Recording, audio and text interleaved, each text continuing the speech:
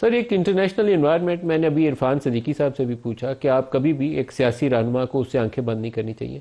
امریکہ میں واشنگٹن میں environment change ہو رہی ہے، ریچرڈ گرینیل کے بیانات آپ کے سامنے ہیں. آج یورپین یونین کا بیان ہے جن 25 لوگوں کو سزا دی گئی ملٹری کورٹس کے ذریعے، اور ہمارا وہاں پہ جی ایس پی پلس کا جو سٹیٹس ہے اس کے ہم نے دستخط کر کے دیے ہوئے ہیں کہ ہم ہیومن رائٹس کے حوالے سے کون سا طریقہ کار اپنائیں گے اور کس سے گریز کریں گے. تو یہ دونوں کنسرنز ہمارے لیڈرز کے سامنے ہے کہ اس کو آگے کیسے لے کر چلنا ہے. آپ کے خیال میں یہ فیکٹرز جو ہیں کمیٹی کے سامنے بھی آئیں گے اور غور کریں گے کہ کیا راستہ نکالنا ہے؟ دیکھیے یہ بہت ہی اہم بات ہے اور یہ ہر ایک کے سامنے ہونی چاہیے، اس کمیٹی کے سامنے بھی ہونی چاہیے، مقتدرہ کے سامنے بھی ہونی چاہیے.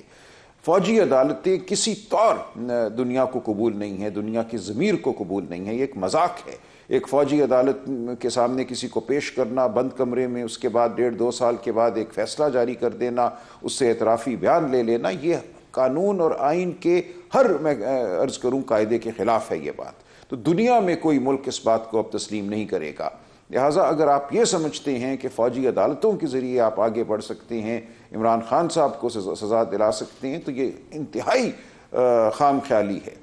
تو میں یہ سمجھتا ہوں اب شاید حقیقت کا ادراک ہونا شروع ہو رہا ہے اس ملک میں فیصلہ سازوں کو کہ آپ نے اس ملک کو اگر آگے لے کے جانا ہے تو جو قانون اور آئین کے مروجہ اصول ہیں، جو شرافت کے مروجہ اصول ہیں، ان پر اب عمل کرنا ہوگا. لوگوں کو اغوا نہیں کیا جا سکتا، فوجی عدالتوں کے ذریعے سزائیں نہیں دی جا سکتی. جو اکٹھے ہونے کا، احتجاج کرنے کا آئینی حق ہے، اس کے مقابلے میں آپ گولیاں نہیں برسا سکتے لوگوں پر. یہ تمام باتیں میں سمجھتا ہوں ہمیں اب سمجھنی ہوں گی، ماننا ہوں گی. آپ الیکشن کو لوٹ کے ملک کو نہیں چلا سکتے جو 8 فروری کو ہوا.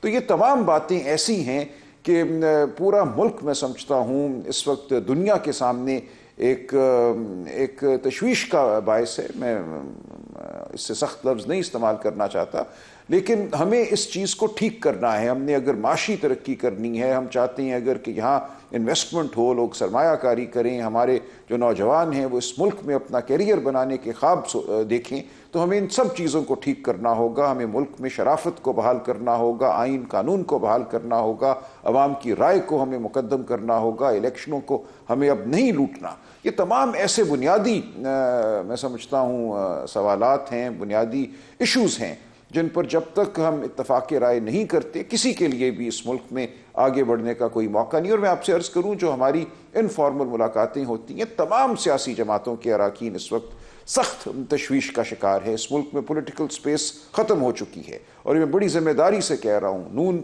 لیگ کے لوگ ہوں، پیپلز پارٹی کے لوگ ہوں، تمام سنجیدہ لوگ یہ سمجھتے ہیں کہ اس وقت ضرورت ہے کہ اس ملک میں ہم سیاسی جو ایک سپیس ہوتی ہے اس کو بحال کریں. کسی کے لیے بھی سیاسی سپیس اس وقت ملک میں باقی نہیں ہے.